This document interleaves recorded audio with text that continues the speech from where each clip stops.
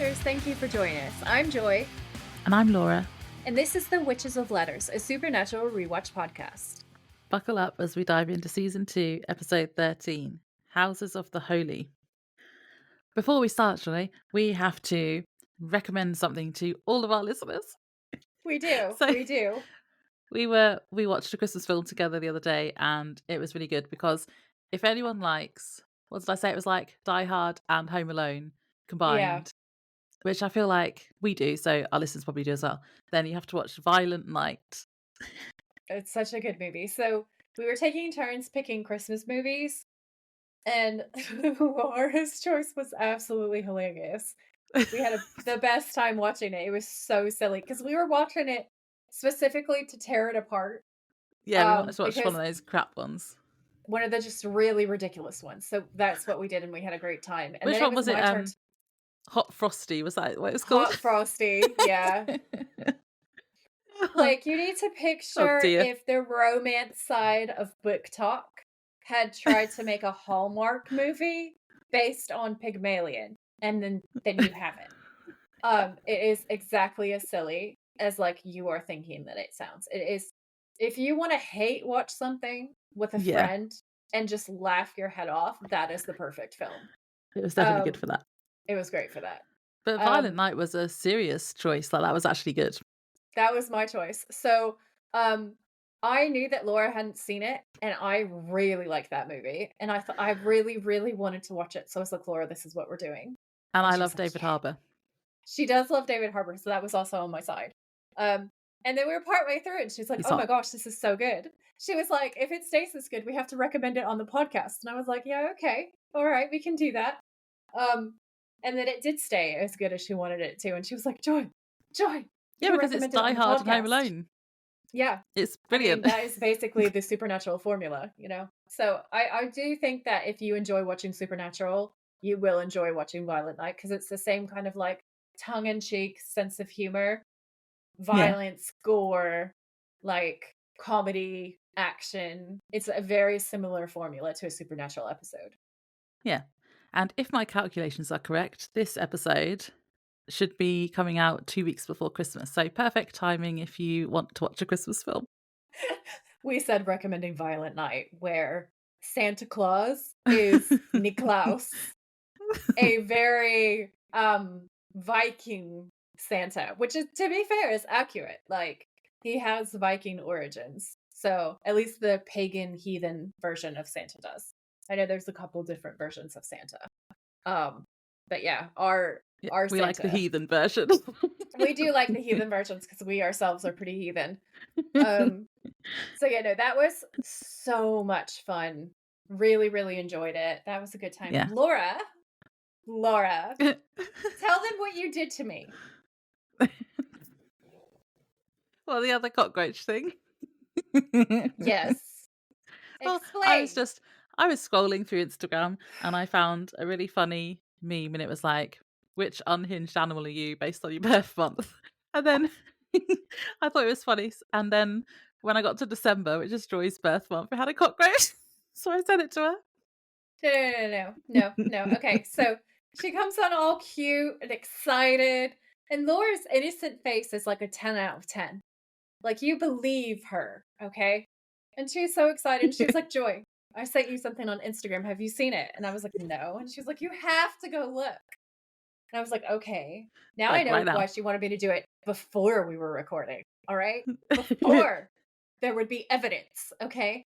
So I'm flicking through, and all these animals are like really funny or really cute. So there's like a horse and a rocking chair. There's a mouse that looks really unhinged and adorable with a Christmas star or something. And then there's another small animal breathing fire that I thought was so funny. It's just, it's that was great. A snail. That was hilarious. That was it. The fire breathing snail. And I was just like, I love that. So I was like getting so excited for December. I was like, oh my gosh, it's going to be so great. What is December? And it's a fucking forbidden bug in like a little Christmas hat or some shit with like a plate of food and utensils, sitting all dressed up, fucking cockroach, in a fucking table. Doll's house table or something. It was, I screamed. I screamed, and I hate her. I was like, Laura, I hate you so much you're a bitch. You're the worst. I was like, you absolute fucking bitch.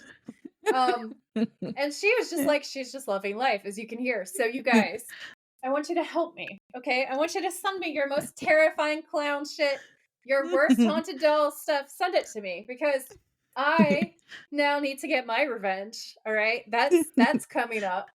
So, if you're hashtag Team Joy, get behind me, okay? Message me, send me stuff. Um, oh, while we're not on the topic of supernatural, because Yeah, we are a supernatural podcast, but I've just got yeah, one more thing to say that's not to do with the show. You know how I keep telling you that I keep falling asleep when I watch the show? uh huh. So I have a legitimate medical reason. It's not just that I'm lazy. I am severely anemic, apparently. So I literally haven't got enough red blood and therefore enough oxygen. So that's why I keep falling asleep. So it's not so much falling asleep as it is just falling unconscious. Yeah. So that's why I keep falling asleep. Good times. Good times. Now, 10 minutes in, what did you think of the episode? Um, I I am scared. I'm scared because it's a more religious episode and Laura tends to shut down. Uh, like stuff like that. Like, those long, well, less long because they're edited, but the real life gaps of like when I talk about lore that has to do with church stuff, it's like she sits there for like 20 minutes and just blanks me. I'll get the Um, tumbleweed sound effects ready. It's all right. All the crickets. yeah. And then it's like, what was I supposed to do for the Easter eggs for this episode? Like, seriously, what was I meant to do? So I looked for like ghosts of priests and stuff. And honestly, there wasn't really any good ones. And then I dug through for angel stories, which is what I ended up with. So I have Yeah. angel stories, which are kind of basically ghost stories, which is fun. And then there's my personal account of like an angel story from my Sounds good. mom. And Hmm. I would be dead without this. So that's a fun and entertaining story. But I Yeah. I was writing my notes and stuff and I was like, I'm actually scared to record this episode because I don't know what her reactions are going to be to any of this. I don't feel like I zoned out that much because it wasn't like there wasn't loads of like scripture and stuff like there was in Faith and things. It's just like angels, which is fine. I think at one Cool. point I got bored of the dialogue in my notes and I just wrote "angels speak," blah blah blah. But yeah, Yeah, that sounds about right. That's like around about what I was expecting. I thought the episode was okay. I didn't think it was bad. I didn't really think it was good. It's kind of like just one of those. Yeah, it's not. I don't think it's going to be a really memorable one that I'm going to look back on, if that makes sense. Um, Yeah, I had no which is memory of this fine. episode. No, and they can't all be like that because then none of them would end up being memorable. But um, I made a note to say it's the first time angels are talked about, although it ends up not being an angel. But it confuses me why Dean Or was doesn't it? believe in angels because he knows demons exist. How do you not believe in both if you believe in one? I don't That's get kind of it. like Sam's argument, isn't it? Hmm. Yeah. Yeah, but surely I they're like the same thing. They're aren't demons like fallen angels? Yeah. So I think that Dean's point of view is totally impacted by the life that he's had. He's had such a hard, traumatic life experience. And Yeah. I think that all that he's seen so far in his life has been demons and monsters and terrible things happening to good people.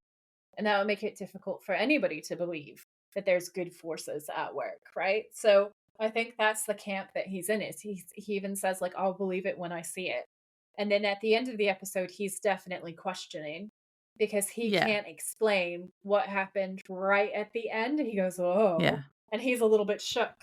Um, and Yeah. I enjoyed it. Like I actually really enjoyed this episode because it plays into my vengeful streak. I love a Mhm. good vengeful spirit.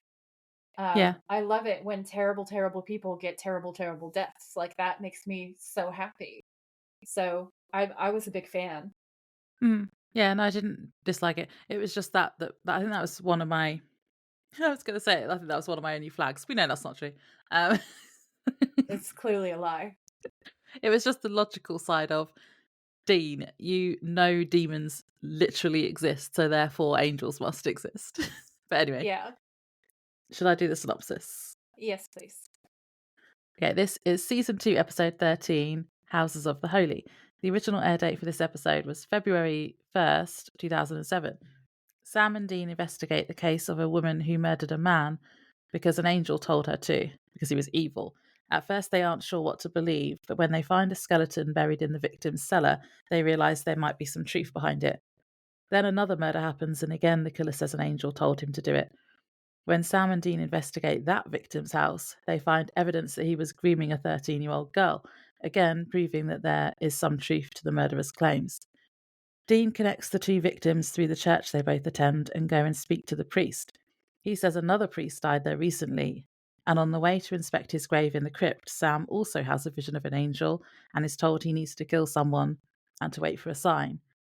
Upon inspecting the priest's grave, Dean, not believing in angels, decides it must be his spirit who has become vengeful and is behind these murders.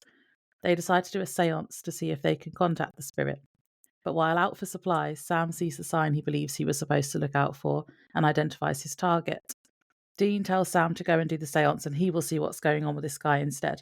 So Sam does a seance and the spirit of the priest appears, confirming it is him and not an angel, as Dean suspected. The other priest and Sam tell him he needs to stop killing and help him move on. Meanwhile, Dean witnesses divine intervention while following the man Sam was supposed to kill, leading him to believe in angels, or at least God's will after all. So, the opening scene, we see a woman watching TV and chain smoking, and I wrote, I think we're supposed to think she's like a drug addict or a sex worker or something. But I put, she looks pretty normal to me. Yeah. Um, she changes the channel to some TV evangelists and she turns it off. Then her lights start flickering and the TV turns back on to the evangelist and it won't turn off when she tries. The guy on the TV is saying, it's time to receive the message he is sending. It's time to listen to the word of God, as the room starts to shake. And it's like a literal earthquake is happening. That's what it looks Yeah. like an earthquake was. It's really dramatic and scary. Yeah. There's like lights falling over and plates falling out of cupboards and stuff. She looks incredibly distressed, and then there's a bright light and a figure standing in the middle of it, and she mouths, "My God," and then that's the title card. Mhm, mhm, mhm.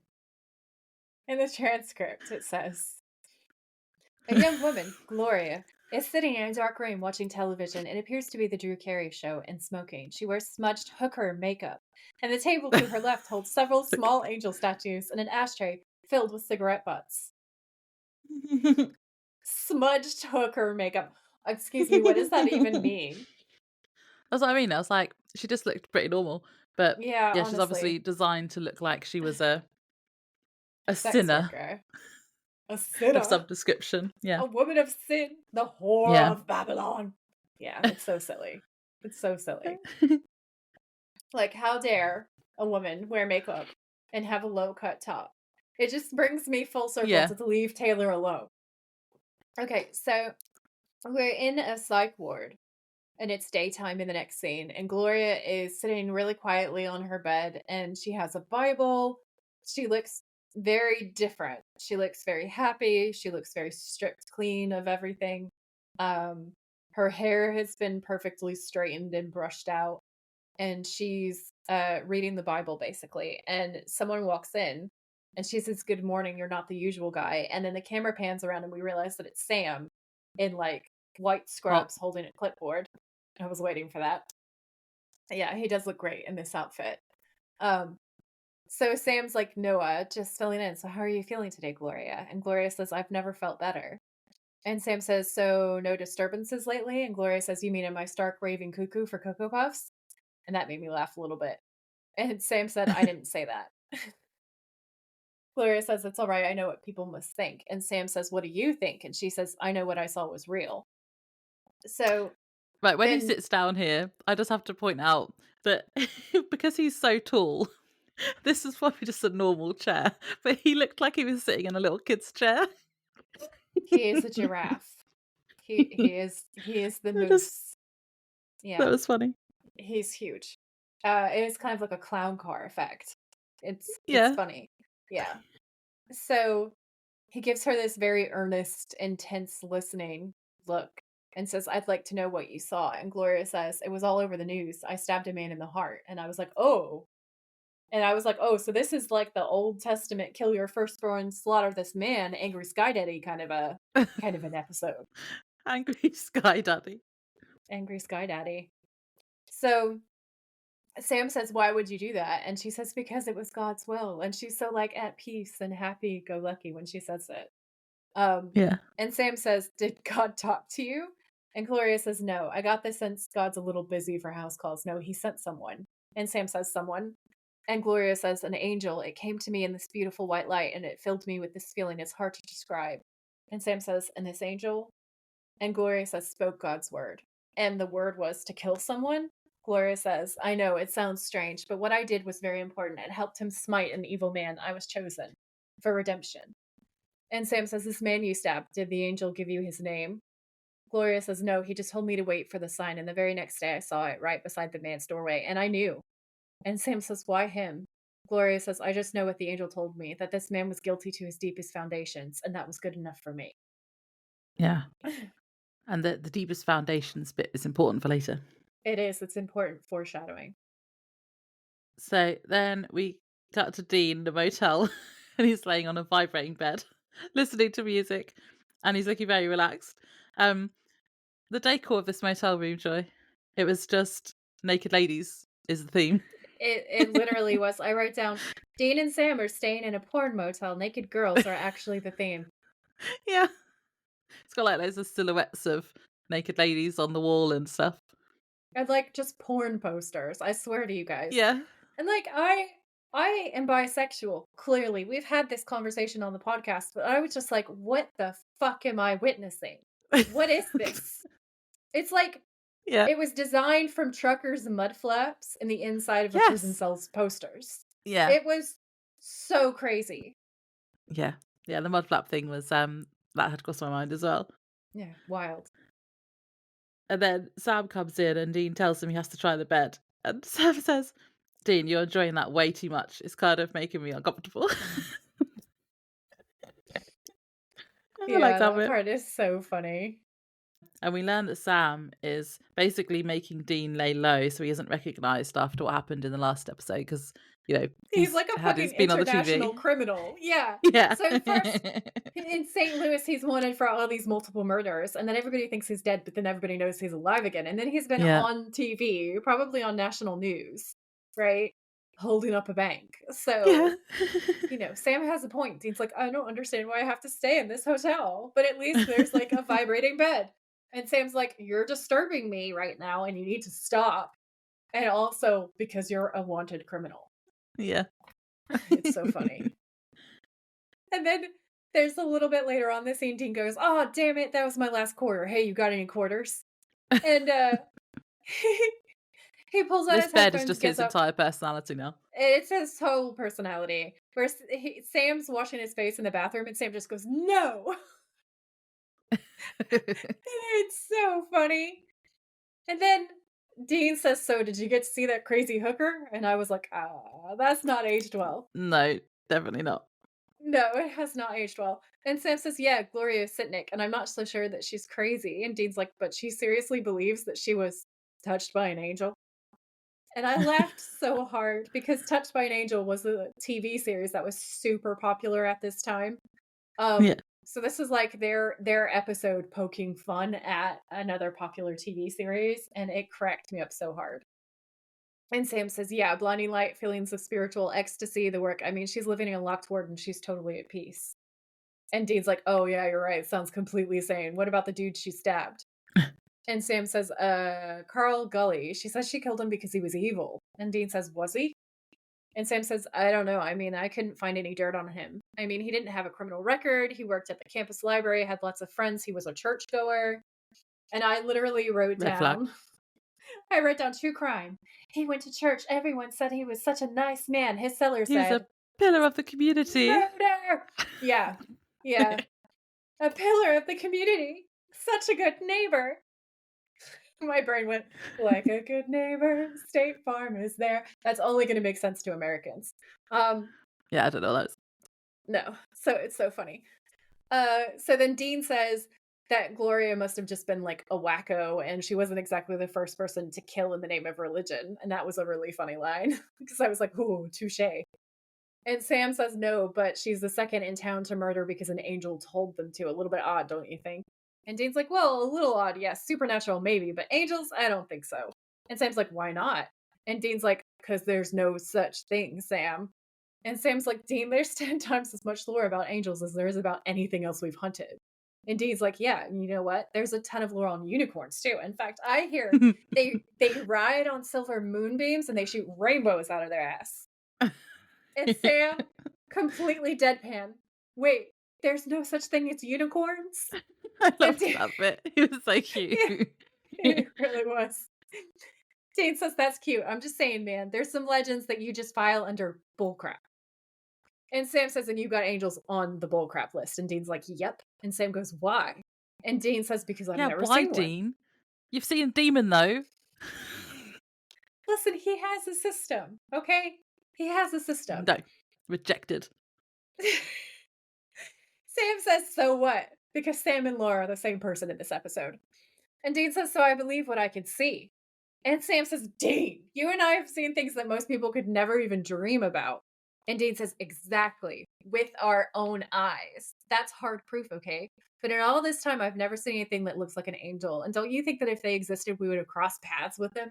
Or at least known someone that crossed paths with them? No. This is a demon or a spirit. You know, they find people a few fries short of a happy meal and they trick them into killing these randoms. And Sam's like, maybe.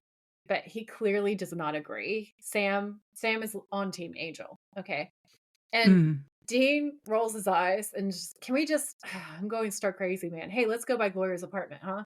And Sam says, I was just there. No sulfur, no EMF. Because once again, you know, demons are moths now. Yeah. They leave little sulfur trails. No demon moth dust. No demon moth dust. So then Dean says, you didn't see any fluffy white wing feathers. Sam sighs. And it's a long, suffering sigh of like, I'm strapped to this person for life because we are blood related. Yeah. Okay. And Sam says, but Gloria did say the angel gave her a sign right beside Carl Gully's doorway. And Dean's like, could be something at his house. It's worth checking out because he's like, get me out of these four walls. So then we pick up the exterior of Carl Gully's house. I find that so hard to say. I have to think about it so hard. Carl Gully.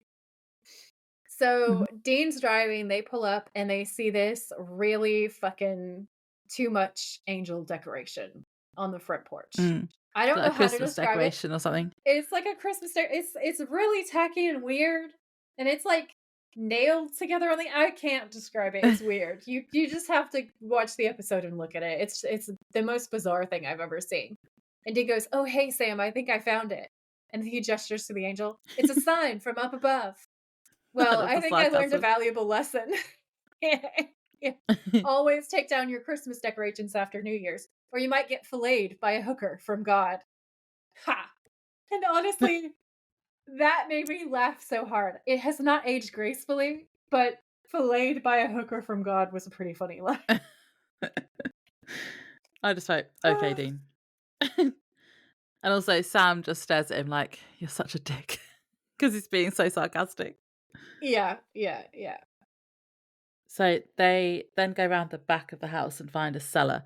And Sam points out that Gloria said that he was evil to his deepest foundations.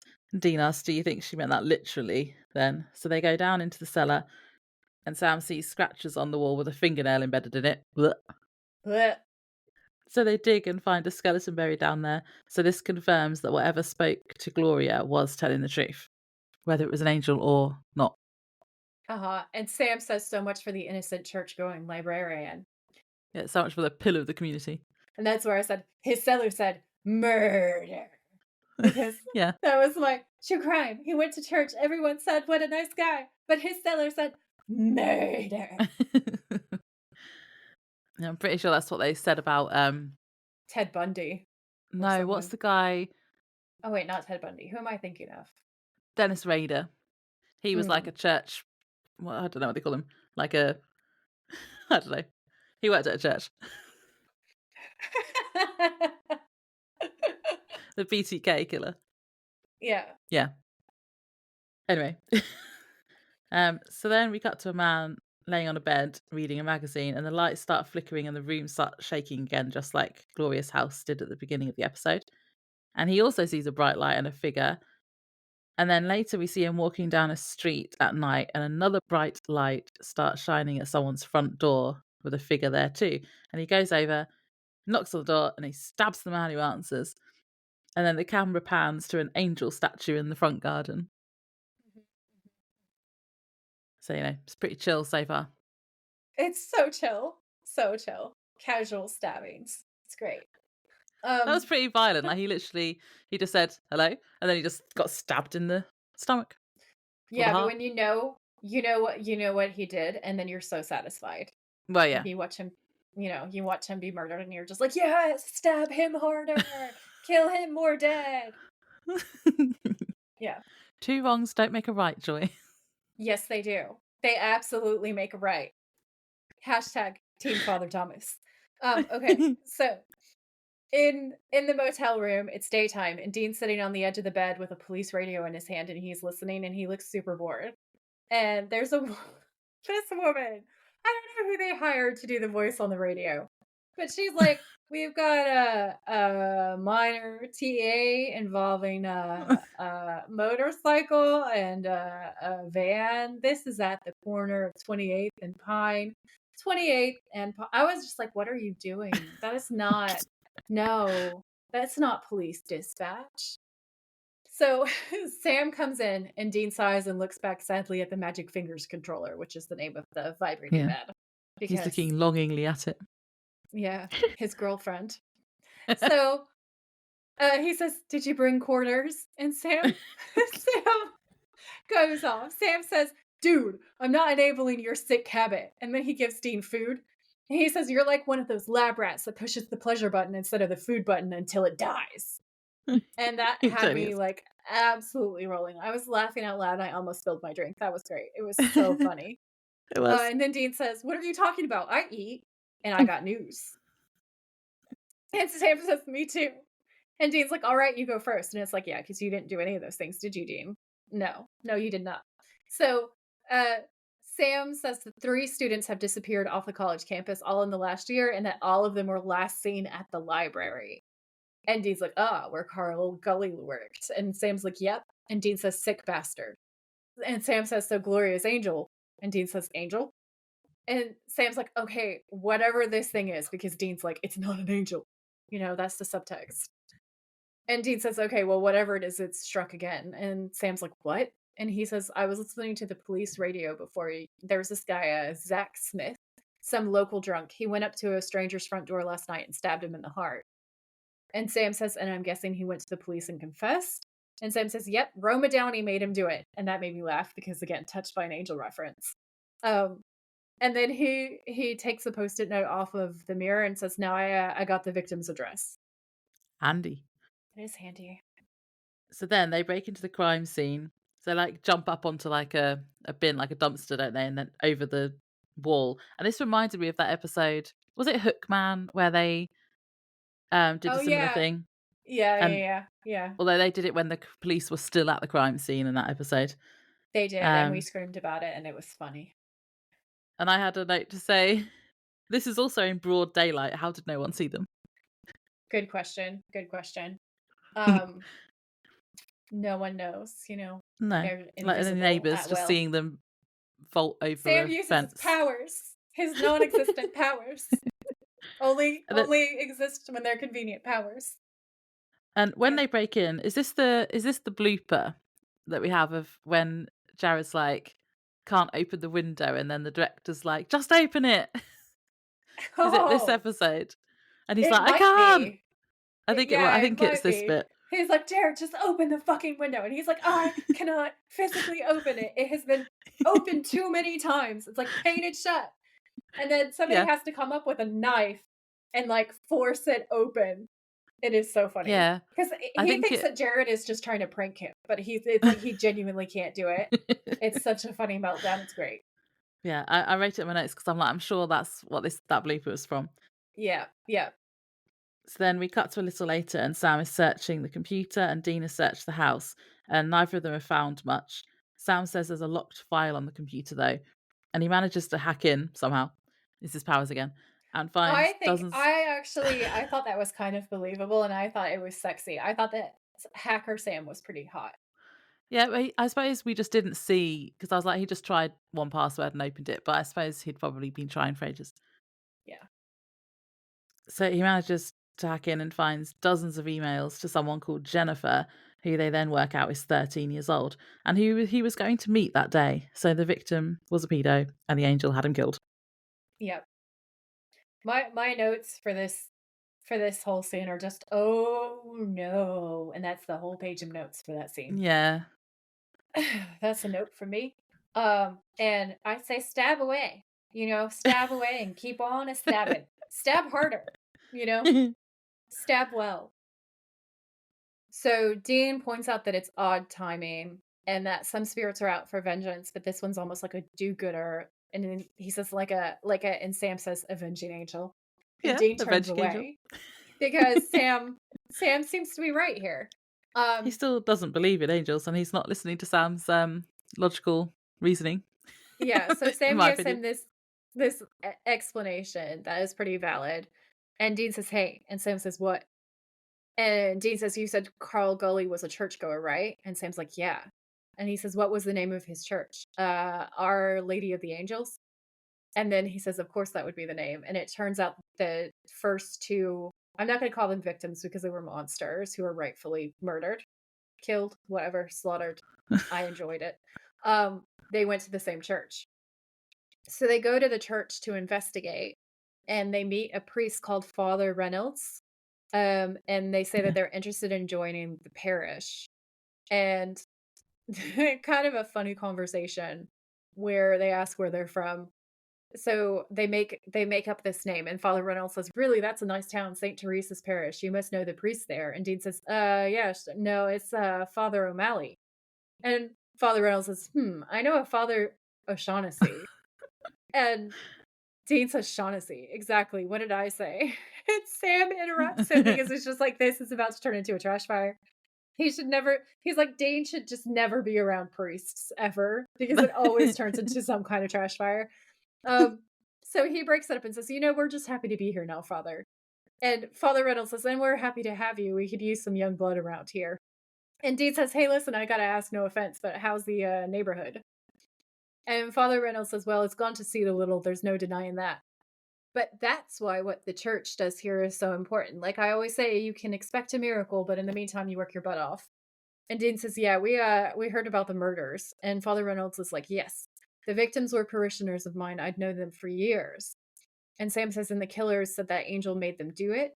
And Father Reynolds says, yes, misguided souls to think that God's messenger would appear and incite people to murder. It's tragic. And Dean says, so you don't believe in those angel yarns, huh? And he's kind of looking at Sam. He's such a dick. It's great. I love him. And Father Reynolds says, oh no, I absolutely believe, kind of goes with the job description. And Sam's nodding. And he says, Father, that's Michael, right? Now, everyone, this is foreshadowing. But I can't tell you why it's foreshadowing, but you should pay attention, okay? And Father Reynolds says, that's right. The Archangel Michael with the flaming sword, the fighter of demons, holy force against evil. And Sam says, so they're not really the Hallmark card version of everybody thinks, are they? They're fierce, right? Vigilant.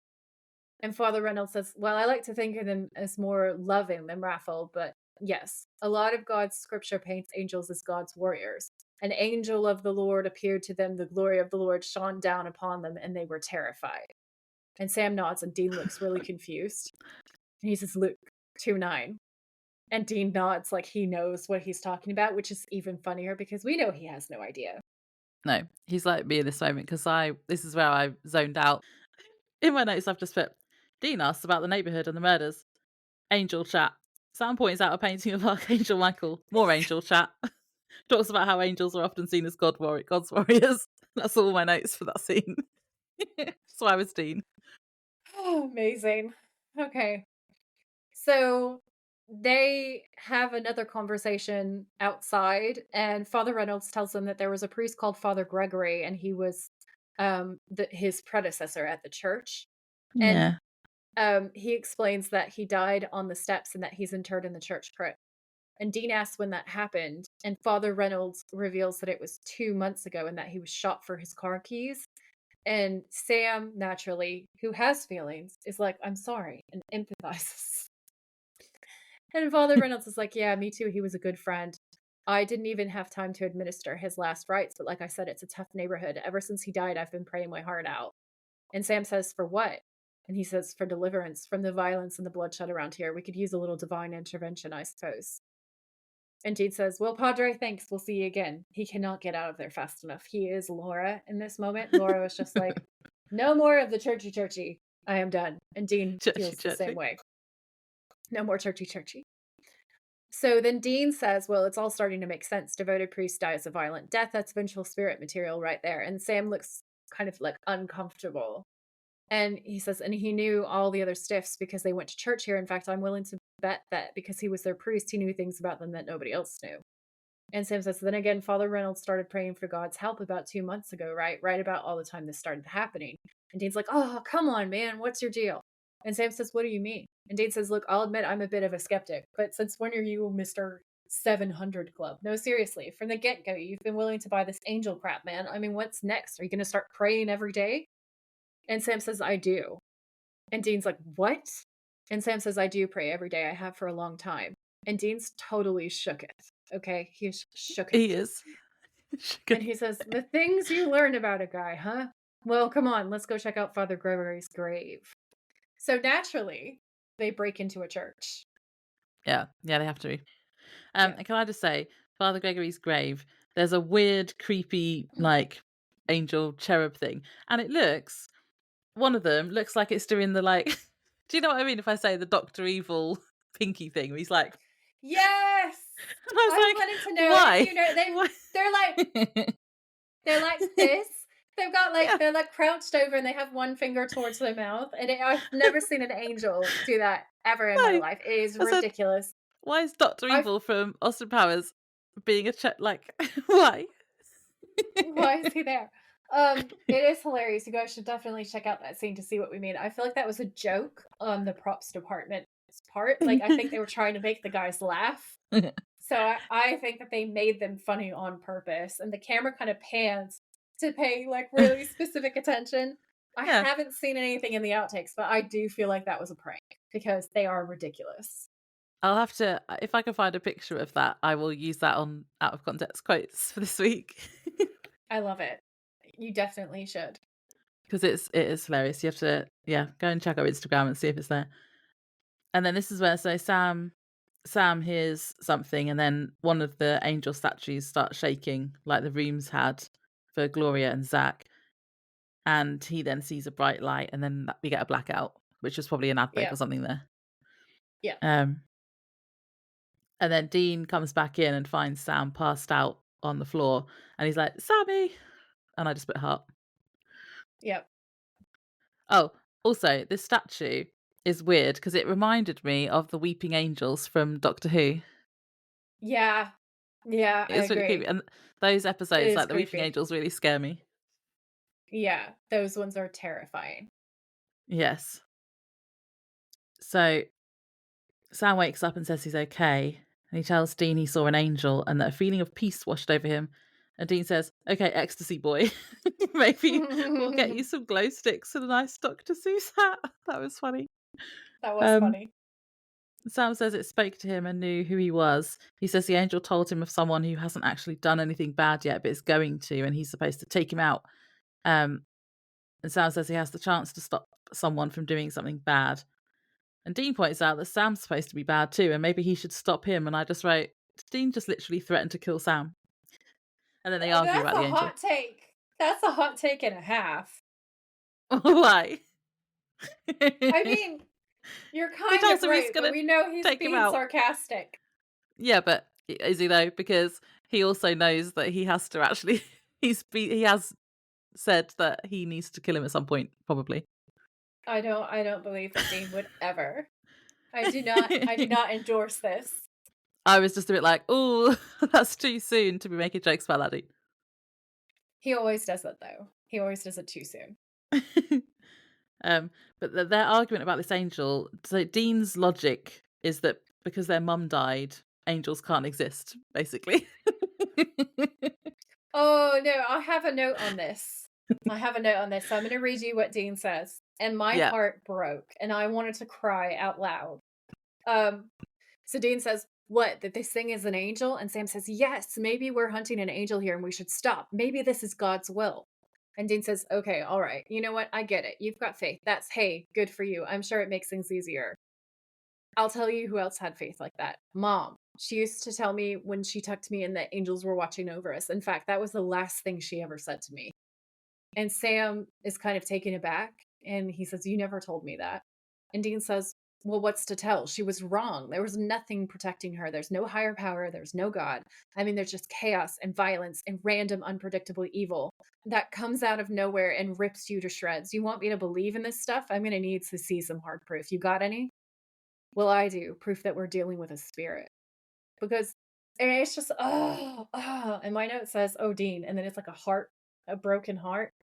And I said, "But wow, this Yeah. makes later episodes hit so different.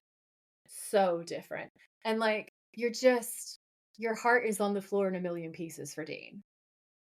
You're just like, it's so heartbreaking and so sad. And it makes so much sense why he Yeah. feels the way that he feels because it's all wrapped up in the trauma of his mom's death. So yeah, no, I thought that scene was so important because we learned so much about Dean in just that one moment. And Yeah, then later definitely. on when things sort of shift and the storyline shifts a little bit, if you think back to that line, like it's everything. So I have to really applaud that that piece of writing. So then they go to Father Gregory's grave, and there's a plant growing all over it that they say is wormwood, but Lies, yeah, it isn't. And they say it's associated with the dead who are not at rest. And I was like, but is that bit true? Is that even true? lies. No, It's all lies. none of it. So show This law. plant is a paid actor. It's all lies. I have in my notes, I have pictures of what it actually looks like, as well as some lore that kind of links to the episode. Um, but I don't think I'm gonna have time to do that and also the rest of my Easter eggs, so I'm not gonna read it to you guys, but it is all in my show notes. So you can just kind of have a little look at that and you'll see everything. Okay. So Dean says it's only growing over his grave, so he must be the vengeful spirit. And he says that he can prove it by having a seance and summoning the spirit. My note here was, wouldn't a seance attract any spirit, not just the one that the one that they're No, trying because to? they're doing a an actual ritual from what I can tell. Like I'm not awesome at Latin, so I didn't catch Yeah, everything that was said here. Um, but my understanding is that they're on his grave, specifically summoning his spirit, probably by name. yeah. So there shouldn't be an opportunity for anybody else to come in. They also have like uh an altar cloth and candles, and they have an entire ritual set up. So is it like Um, more? So it wasn't really a seance. Is it more like when John summoned the yellow-eyed demon to do his deal? So he kind of had yeah. Yeah, he'd had this his is more name and like everything. actual necromancy witchcraft, which is why it's so funny when Sam gets busted. Yeah. um, and Dean says they'll summon him, and if he shows, then it's him, and they'll put him to rest. And Sam says that if it's an angel, it won't show. Nothing will happen. So then they'll know for sure. So basically, if he shows up, then they know it's him that's doing all of this and not an angel. Yeah. Yeah. Um, and then in the next scene, they go to buy seance supplies, and I just I wrote they go to buy seance supplies from a grocery store. Apparently, something about SpongeBob. I don't think this line is like it's such a funny line, but part of it I don't think is aged super well either. So Sam says, "Dude, I'll admit we've gone pretty ghetto with spell work before.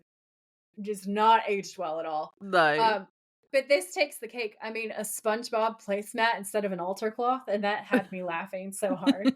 A SpongeBob altar cloth. SpongeBob. I laughed so hard.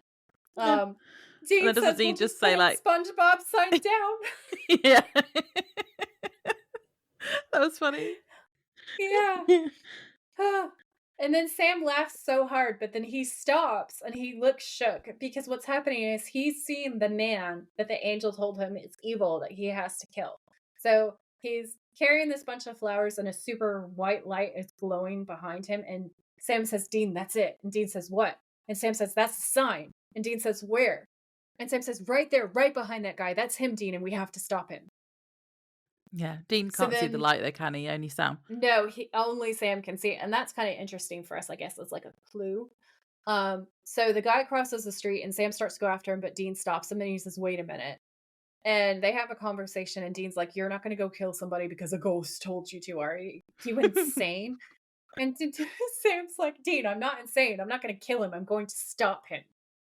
And Dean's like, "Define stop, huh? I mean, what are you going to do?" And I was just like, this is so ironic coming from Dean because Yeah, Dean, who is the most ready to murder, is like, yeah. "Sam, you can't do that. It's wrong.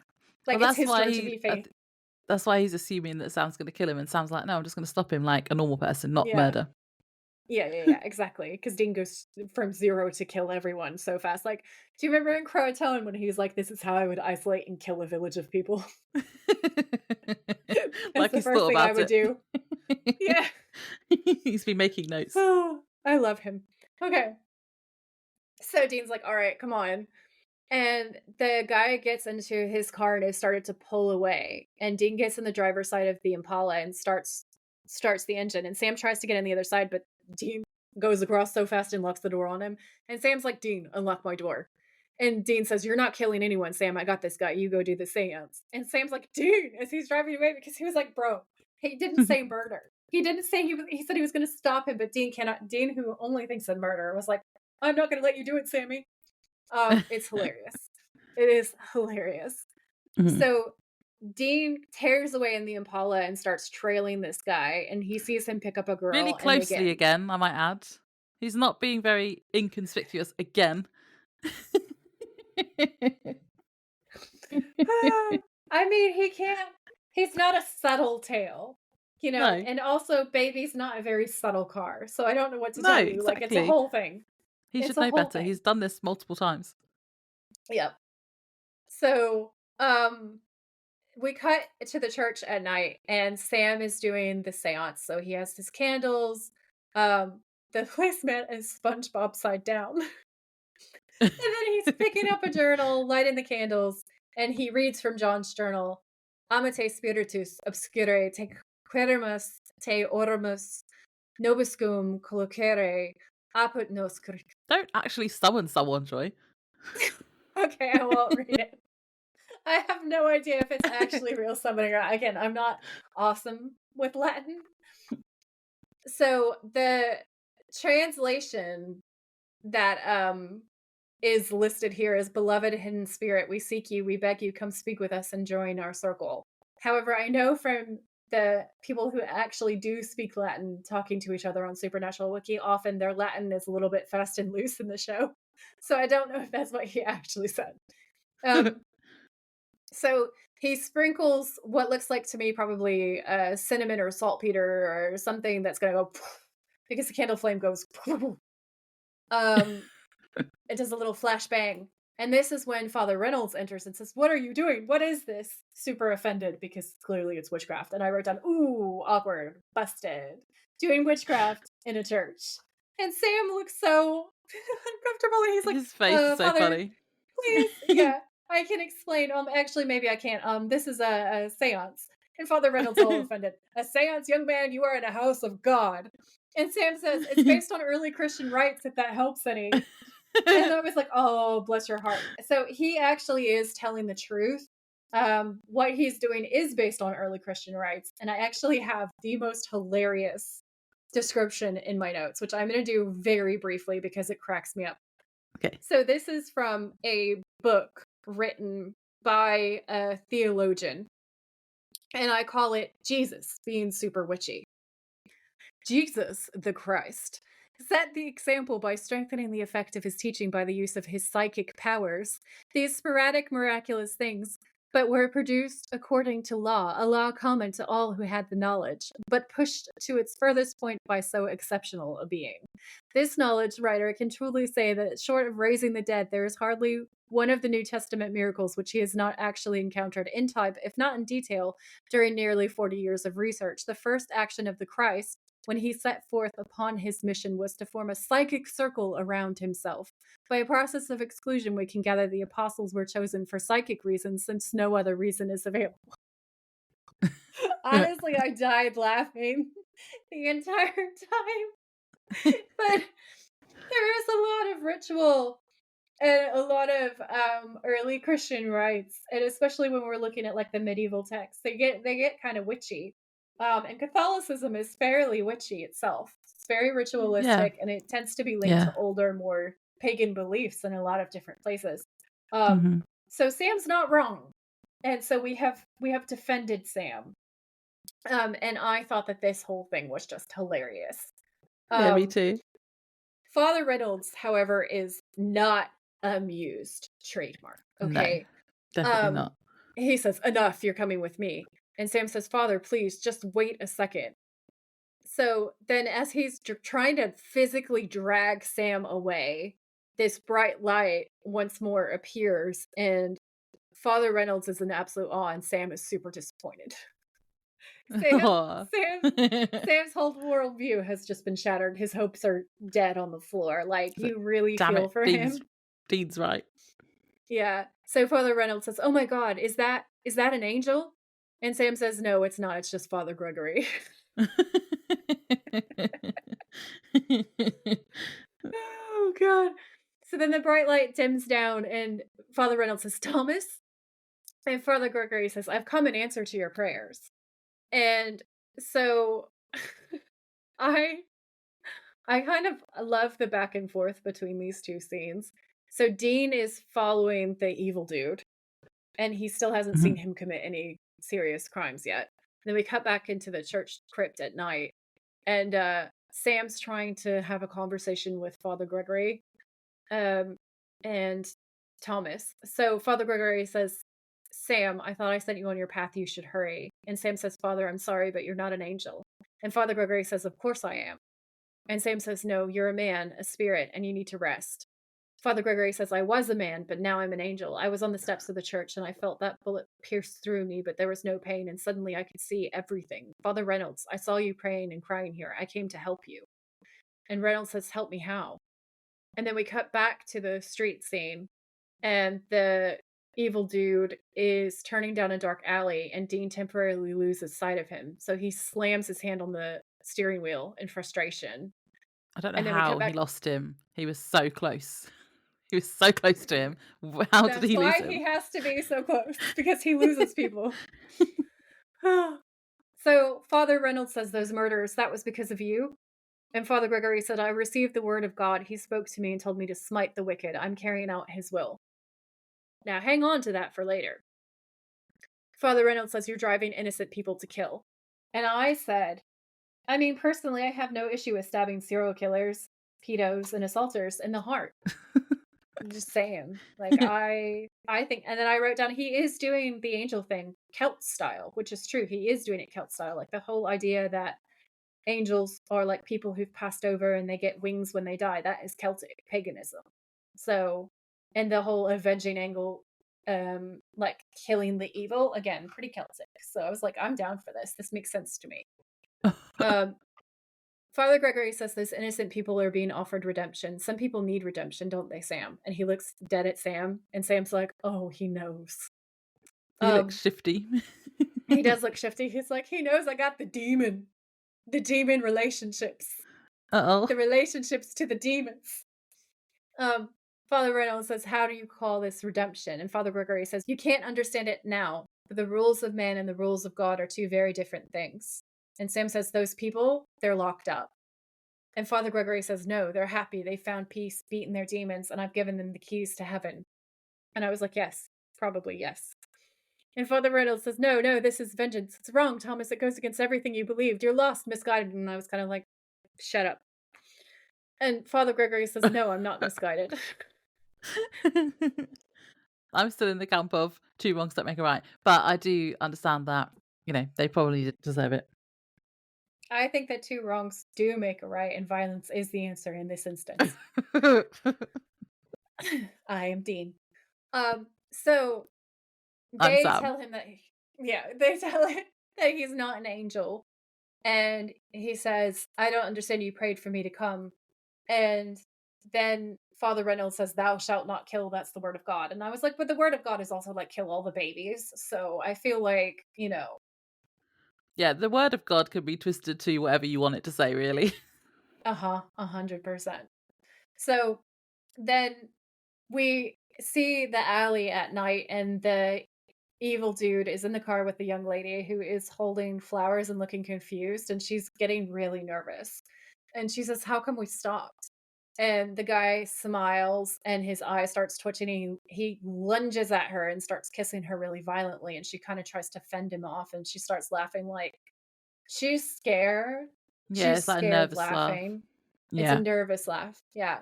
And she says, weren't we going to the movies? We should go or we're gonna be late." And then he hits her so hard and she's completely Mm. shocked. And he says, I'm sorry. It's just I've never done this before."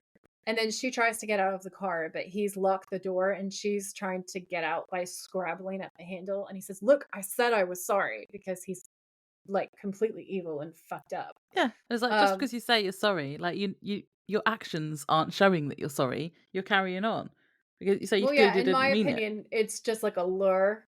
He's just Yeah, trying to lure her into being more calm. So mm. then he pulls out like a Manipulative. box cutter and lunges at her, and she tries to fight him off. And then he's saying, "No, stop it." And it's like, what the fuck is actually wrong with this Mm. fucking piece of shit? Like, Yeah, he's literally telling her off for defending her life and personal. yeah. I can't. And it's just Like, but like, I this is said the I was world that we live sorry. in. But oh, This okay is the then. world that we live in. Carry on. Yeah. All those guys online right now saying your body, my choice. Like, honestly, get Yeah, fucked. yeah. So then hashtag Team Dean, boom, enter Dean, hottest thing I've ever seen, is what I wrote down in my notes. And then I was like, oh, a poem. Um, so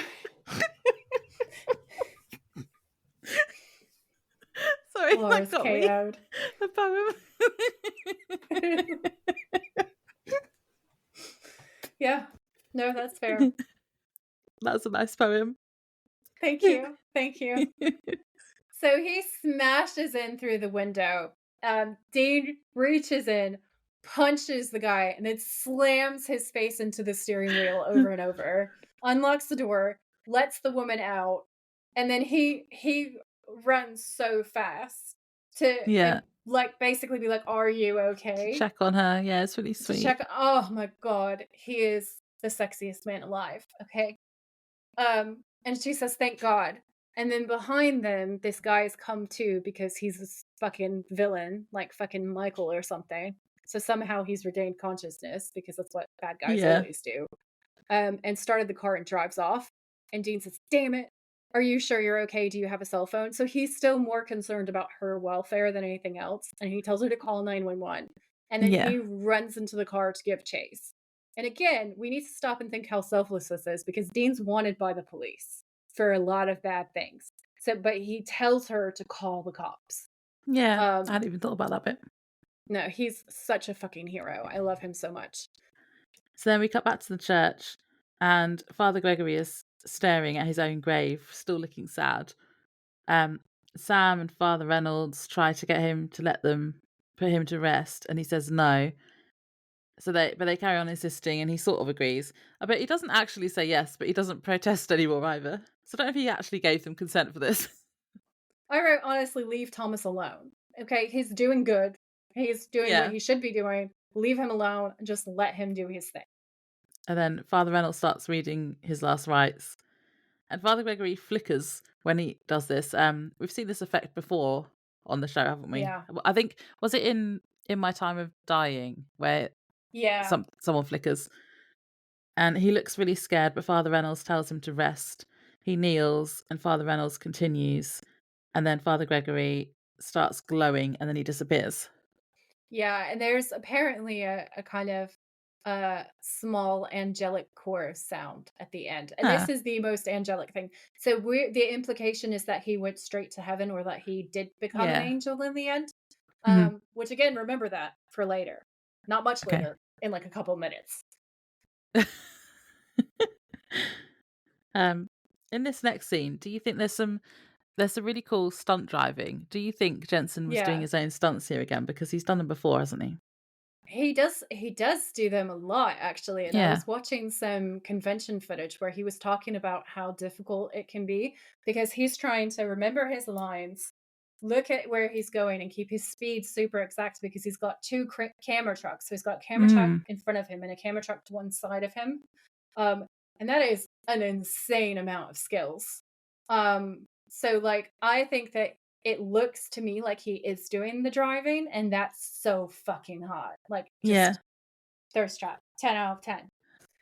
So there's a sick kind of like chase between the Impala and this other car. And like it's pretty frantic, and Dean is clutching the steering wheel and seriously concentrating, and it's so sexy to me, honestly.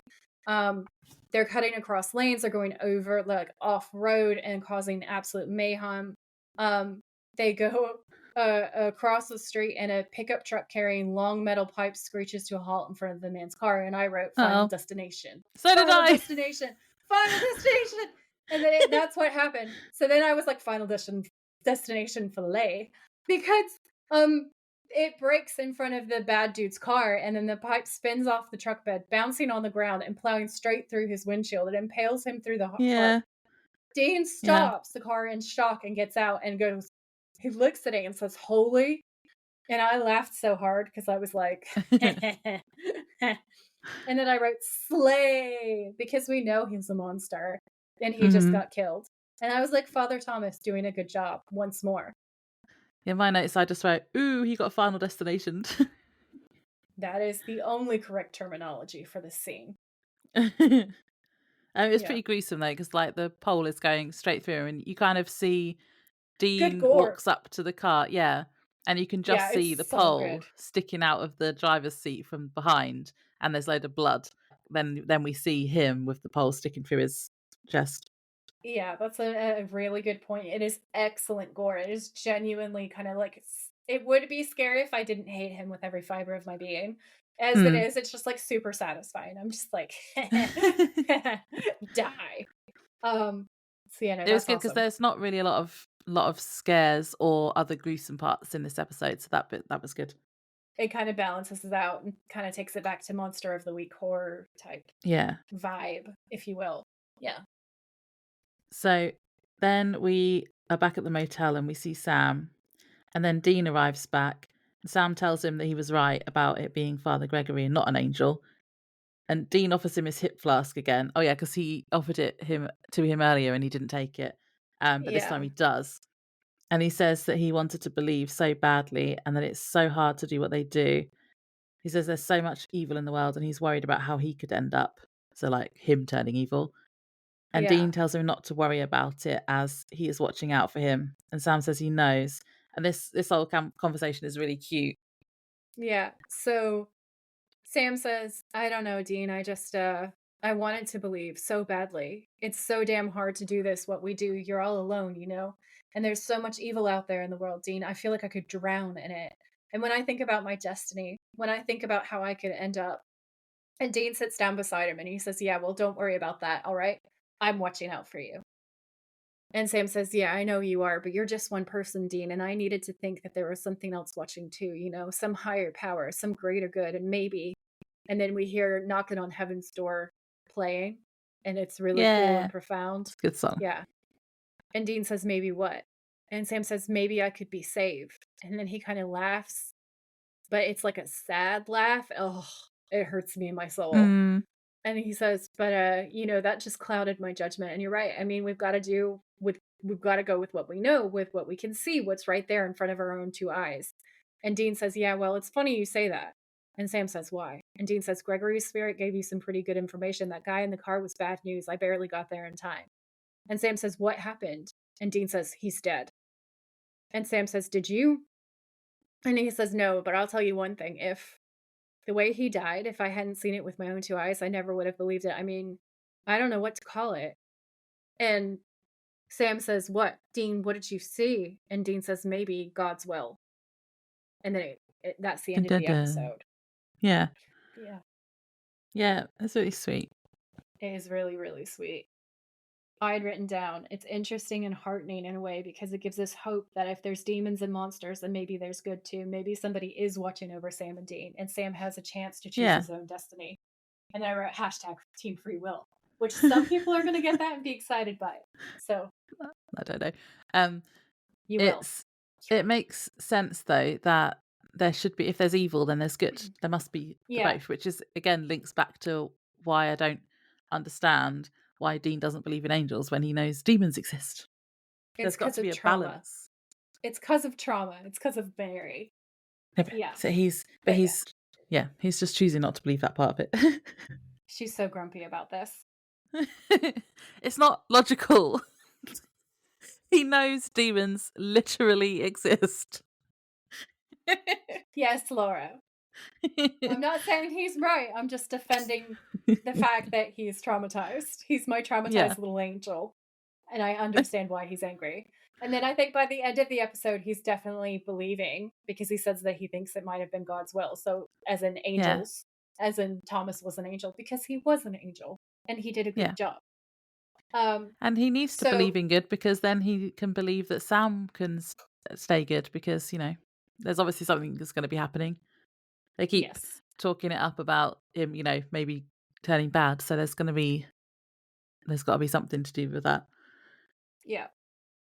So I have my Easter eggs now. Now that we have Oh, yeah. covered the angels, because that's my lead-in for my angel Easter eggs. So, um, I went and I found real accounts of people who think that they were saved by angels. Oh, So fun. I'm gonna read a few, and then I'm gonna tell you about my experience, which I think is gonna Oh, be interesting. fun.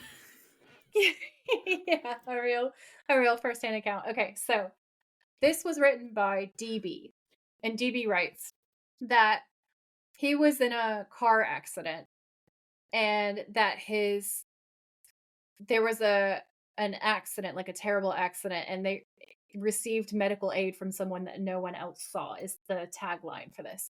So he says, "The story occurred early in the 1960s before my wife was born and when her older brothers were just toddlers. The family was driving in the car and it was evening. They had an accident with another vehicle and my wife's mother's head went through a broken windshield and back again. She was cut up quite Oh, badly. The boys in the back seat were crying, and their dad was telling them not to be afraid and quoting, 'Stand back and watch the salvation of the Lord.'" I'm just going to say that's a weird choice. Even if somebody who went to church, it's a weird choice to try to comfort your kids with when they've just seen their mother filleted. Right? Just want to throw that out there. Okay, so they got out of the car, and other drivers stopped to give assistance. Soon, a man carrying an old fashioned doctor's bag walked up and told everyone, "Step aside, I can take care of this." He proceeded to quickly bandage the mother's face, putting her at ease and stopping the bleeding. The dad was distracted for a bit, speaking to the police, but he says that it was not that long before he got back to his wife. The man who helped her was gone. He asked people there where he went, and none of them had any recollection of ever having seen any man there at all. Not long afterward, oh, though, at the hospital, I know, right? Goosebumps. In the emergency room, doctors examined her and declared that whoever had bandaged her must have been an expert, because a highly trained doctor could not possibly have done a better job. She healed so well from what could have easily been a fatal accident that she has only one very small scar on her face. It's only noticeable to someone who knows to look for it. The family has long been convinced that God sent an angel to give them assistance when they needed it the most, but that the yeah. angel, like so many times in scripture, instantly vanished once the job was done. It's like third man syndrome. Is that what it's called? Where there's like things like this happen and someone is helping them, but it's not a real person. Yeah, yeah. And no one Yeah, can explain it. yeah, Yeah. that's really cool. Yeah, I thought it was so cool and so interesting. Yeah. Um so then the next one was posted to Reddit and it's called Saved by an Angel and it was posted by user u/gift or curse, which I thought was funny. Um So she wrote, "A week ago today, I fell asleep with a candle still lit at the foot of my bed on my mini fridge." Oh Obviously no. not ideal. Don't want to be doing that. 2 hours after falling asleep, I dreamt of a blonde haired woman with bright white light surrounding her, telling me I had to wake up over and over and over again. The next thing I know, I'm standing in the middle of my room, wondering why I felt this urgency to get up when I realize my room is covered in gray smoke and I can't see anything around me except these orange flames about 5 feet away from me. My bedroom door was shut, and I knew that I had to put the fire out before I opened it, or else the fire would get out of control. So I grabbed a towel and immediately started smothering the fire and patting out the flames. The pottery dish, wicker baskets, and vase filled with fake flowers had all caught fire and were quickly put out with the towel when I realized I haven't been able to breathe the entire time. So I ran to the window to get a breath of fresh air, but still couldn't really breathe. I then burst out of my bedroom and quickly shut the door behind me before falling to my knees, coughing and gasping for air. My roommates that were sleeping across the hall from me were still sleeping and had no idea I almost burned in my sleep just a few feet from their room. No fire alarms went off to warn me to get up. Nobody was awake in our house, so why did I wake up? I had smoke inhalation, carbon monoxide poisoning, first-degree burns on the bottoms of my feet, and my eyes had an appearance of being clouded Oh, over for 2 full days before finally getting back to normal. The towel I used to put out the fire had burnt holes through it, yet I didn't have any burns on my hands or arms. My hair was like a dark purplish black color from the ashes in the air. I like to think of myself as a logical person, but I cannot find a reasonable answer to explain how I'm still alive other than an angel saved my life and I am eternally grateful. yeah. The angel came to her in her dreams. I said, "Wake up, you silly girl. You left the Yeah. candle alight and you fell asleep. Stop That's it." really scary. Yeah. It is. Well, Yeah, that's a good thing that the angel told her to wake up. it really, really is because nobody wants to be shishka barbecued by a candle No. that you left yourself. And also then your innocent roommates too. Yeah. So That's scary. like the angel probably saved, I don't know, 3 or 4 people. Yeah. So yeah, good job. Good job, Angel. Good job, girl, for keeping your head together because, you know, everybody likes to think that they're going to be really sensible and always remember to blow out the candle, but sometimes you're just exhausted and you don't realize and you just Mm. accidentally fall asleep. Yeah. And that's why fire safety is so important. Everyone, PSA, remember to blow out your candles, okay? If you start to feel sleepy, blow out your candle. I always get so paranoid if I've had candles on. I have I to have to check check all the them like time. 3 or 4 times. Yeah, Yeah, same. same. So the next story was submitted by a person called Gwen S. And she says, the spouse of a very close relative of mine was run over by a 3-ton truck when she was a toddler. When her family got to What? her, of course, I know, right? They were sure she was going to be seriously injured, possibly fatally, but she was basically only scuffed up. They were stunned. When they asked her where it hurt, she told them it didn't hurt anywhere. Didn't they see the angel that had lifted the truck over her? They took her to the hospital and Oh. she was checked out and scanned, and there was nothing damaged, hurt, or broken. She was released. I suppose this may be explained by the soil being soft, that maybe she was just absorbed into the ground, so there was minimal effect on her. However, that doesn't explain her angel sighting. Yeah, so she saw an angel. Yeah, and also a 3-ton truck. Like I don't care how Yeah. soft the soil is. No. That is not gonna that's not gonna explain that away. Mm-mm. Okay. So we have another one, and this one comes from Cora. And the person who submitted this is called Miriam Logan. So she says, okay, here goes. Very simple story. It is broad daylight on a very busy major road, your standard 4-lane divided highway with long turning lanes. I'm in a little car alone, bebopping to the radio. Bebopping to the radio. That's so cute. Cruising along on the left hand lane. There is a long string of trucks stationary in the turning lane to my left. As I approach the intersection, the light is green in my favor, and a voice in my head, I kid you not, said, Miriam, get in the other lane now. I instantly jerked my wheel into the right and sailed past the nose of a van that had turned into the intersection. I guess the string of trucks blocked her view. It's a solid 30 years later, and I can still see the horrified and frightened expression on the woman's face who's driving the big commercial van. If I hadn't reacted instantly to that voice, I would have been T-boned and sent flying through a packed intersection. I can't even imagine how many other cars I would have taken out as I went spinning around. And no, I did not check the right lane before I swerved into it. I guess the voice arranged that for me as well. I have a few comments about the voice. Definitely male, very calm, used my name, which is what I find extraordinary. Yeah.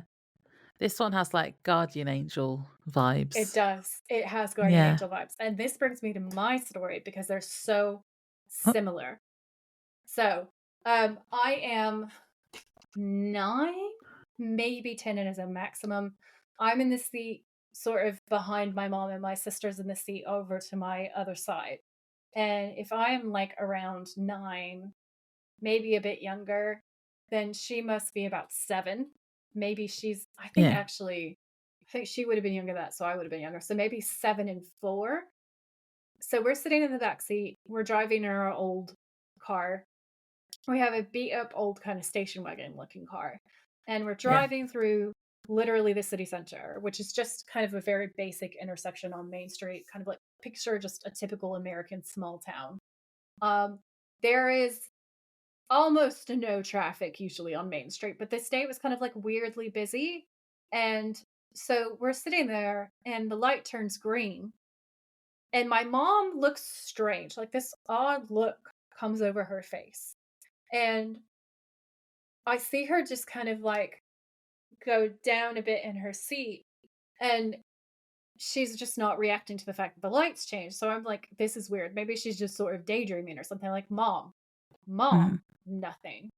And then time passes and cars from behind us start honking their horns and getting kind of annoyed. And people are sort of starting to like think about Yeah. like leaning out and shouting. And I'm starting to get scared that some of these irate people are going to come up and give us trouble. So I'm a little bit frightened at this point. I'm like, Mom, it's green, go.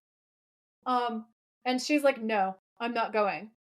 And then very shortly afterwards, like seconds later, a semi truck whose brakes had failed comes barreling Oh, through the intersection. So if she'd actually gone on green, probably us and then maybe 3 or 4 cars back would have just been killed. Like yeah. there's just no way to survive that. It was it was like an enormous 18-wheeler and no Whoa. one was hurt because she said her guardian angel told her to not go when the light turned green and just wait. And she did. And now I am alive still. Yeah. Did she hear, like, that story? Like, heard it in her head? Yeah, she heard Like, it in "Stay her where you head. are." She heard. So my mom has always been really in tune with her intuition, for lack of a better word. Yeah. She's, listened to stuff like that before. She has like that kind of like when there's that bit in Practical Magic when they say like a mom just knows, like you hear your kid crying and then it turns out that they had a bad dream or something like that, but you weren't Mhm. in the same house. You just knew, that kind of thing. That's my mom all over, through and through. She's very much like that. And she'd always believed that everybody had a guardian angel and that she could hear hers at specific times in her life. Mm. And that was one of those specific times where she said she felt really calm and safe and loved. And she felt it was like an angelic presence and Oh, said, that's nice. don't go. And Yeah. so she didn't, and therefore we're still alive. And if she hadn't have listened, we would definitely all be dead. Yeah. And all the So people this that were podcast honking behind. exists. Yeah. Hopefully they were like, "Whoa, that's a good job that Oh yeah, no, she." afterwards they were like, "Oh my god," you know, and that ended up being a fun story for people to tell afterwards, I guess. And it Yeah. was really, really good because like imagine being that poor truck driver and just being traumatized for the rest of your life because you killed so many people. Yeah. Like it wasn't his fault. There was a fault actually in the truck's actual brake line. So there was nothing, it wasn't like he was like neglectful. No, or like Um just jump in a light. yeah, it was just a weird random fault that nobody could have known about. But Yeah. luckily there was a I wonder if guardian angel anyone out there, I else guess. had that at the same time, like anyone else in any of the other cars.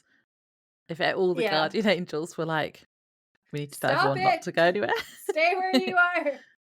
Yeah. Yeah. Oh, that's really cool. Yeah, I thought you would like that. I feel like I don't feel like I've had any moments like that, but I try to listen to my intuition, but because because I also have anxiety, I'm like, is the is my inner monologue, is it me? Is it my anxiety voice or is it my intuition? Yeah. Or my guardian Yeah, I angel? think that that's a really valid question, and I that a lot of people have. And my best piece of advice for like discerning intuition or guardian angel from anxiety stuff is how you feel when you hear that message. if you start to feel a bit calmer when you hear that, or you start to feel a little bit more peaceful, that's intuition. If Yeah, you that's definitely not still anxiety. feel terrified, that's anxiety. Yeah. Like if it makes you feel worse instead of better, that's probably anxiety. Yeah, that's a good way to think about it. Yeah. Yeah. That was a cool story. Yeah. It's one of my favorite stories because I was there and I watched it happen and it's totally unexplainable. Yeah.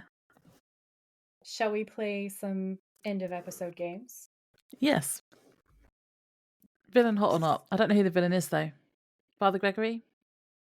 Thomas? I guess, yeah, I guess Thomas, but Thomas isn't really a villain. If we're No. qualifying him as a villain, For the then I say show. yes. He's supposed to be the show's He's villain of the supposed to week, be I the guess. show's villain. Yeah. I'm going to He's say he's kinda a hot. hot villain. Hot priest Yeah. villain. Yes. Even though we don't deem him to be a villain personally ourselves, he's sexy. Yeah. Yes. I don't think Gloria or Zach were hot if they're villains. Yeah, I don't really, because they're more like instruments too, aren't they? Mm. Yeah. Yeah. Yeah, no, Father Gregory Okay. he can be a hot villain. We'll give it to him. Yeah. Episode scare rating. I said that and then I was like phrasing and you laughed and that was so funny. Scare rating, I think it's at like a 2.5 just because the gore at the very end was so good and the sudden stabbing and the sudden finding of dead bodies and like women's fingernails. Oh, I just stabbed my headphones with my pin. It's because if we had headphones Oh, on, God. we would have just stabbed yourself in the ear. Jesus. It's your guardian angel looking out for you. I'm like, whoa. That was so special of me.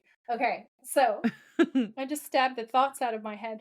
Well, my thoughts are basically the same as yours Outtakes. because I put it wasn't really scary. The way the guy at the end died was gruesome. So like the final destination bit. The Yeah, shaking room stuff was actually would be scary if that happened to me in real life. I'd be like, what the hell? yeah. Um, and I put 2 or a 3. So yeah, about the same as you because you said 2.5. Yeah, so like around a 2 or a 3 just because like the sudden stabbing of the super creep, that's it's not a jump scare, but it's so violent and unexpected. It's kind of Yeah. creepy. So I feel like Hmm. this episode is more like creepy than it is, oh my gosh, I'm scared. Like it's not like a jump scare episode. And then also when he's No. attacking that girl in the car, that is really scary. But it's not like horror movie scary, it's just pink horror scary. It's just the lives of women Yeah. in general. And I think it would be scarier if maybe that wasn't like our default setting in the world we're living in right now. But it's just like you just look at that and you go, eh. Same thing with the dead girls in the basement. You're just like, oh, it's life. Okay, this is why women watch true crime to relax, air quotes. You know what I'm Yeah. saying? Yeah, yeah, same page, same page. Um, the hotel is a 0. I give it 0 stars. I would not stay there. I just put I do like a theme, but this one's not really for me. Yeah, no, Favorite no. quotes? I'm like struggling to pick one. Do you have one? Do you know what yours is? I have 2. So I've got Sam saying, "Wait, there's no such thing as unicorns?" Oh my god, yeah, that one's so good. And then Sam saying, "Father, please, I can explain." Oh, actually, maybe I can't.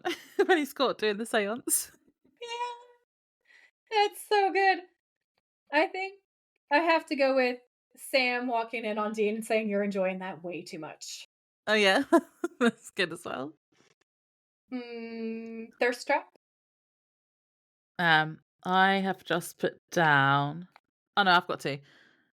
When Sam is being all hot and sympathetic, talking to Father Gregory, trying to get him to understand that he's not an angel, or Dean smashing the car window and checking the woman was okay. In fact, it's the checking on the woman that's the hotter part than the smashing the window. Yeah.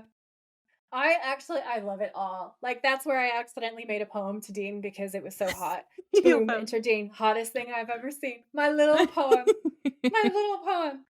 Smashing through the window and then making sure that she's okay and telling her to call 911 even though he's a wanted fucking murderer as far as the police are Yeah, concerned. Like that is top tier hero and he is unbelievably sexy. yeah, Unbelievably hot. agreed. Just it's amazing. Sam Mhm. is a close second when we see him in, like, the doctor's scrubs and stuff. Oh, yeah. Um, That's good too. that was pretty epic. I liked it when he was all sympathetic and kind to the priest. I thought that was really lovely. Um, those are, like, the Sam standout moments for me. Also, when he was being a Mhm. sexy hacker. Unrealistic, maybe, but his concentration face was pretty hot. But, yeah, I remain firmly in Camp Dean because of the smashing of the windows and the saving of the innocent girls. Yeah, yeah. I didn't have an MVP, I just had a question mark. I'm gonna give it to Thomas, I'm gonna give it to Thomas because he did what he needed to do. He saw evil in the world and he took those bitches out. Okay, yeah, he can have it. Okay.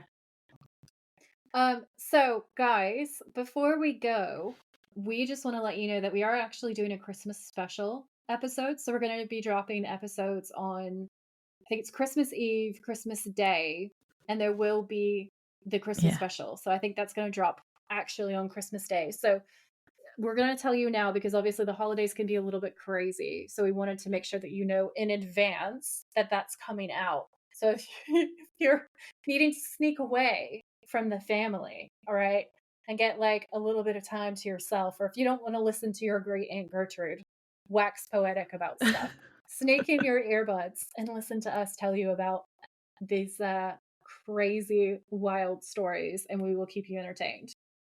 Yeah, it'll be fun on the Christmas It will episode. be lots of fun. Should we say bye? Yeah. Bye! Bye. Thanks for tuning in. If you like this episode, please rate, review, and subscribe. We would be very grateful. And if you know someone who would enjoy it, please share.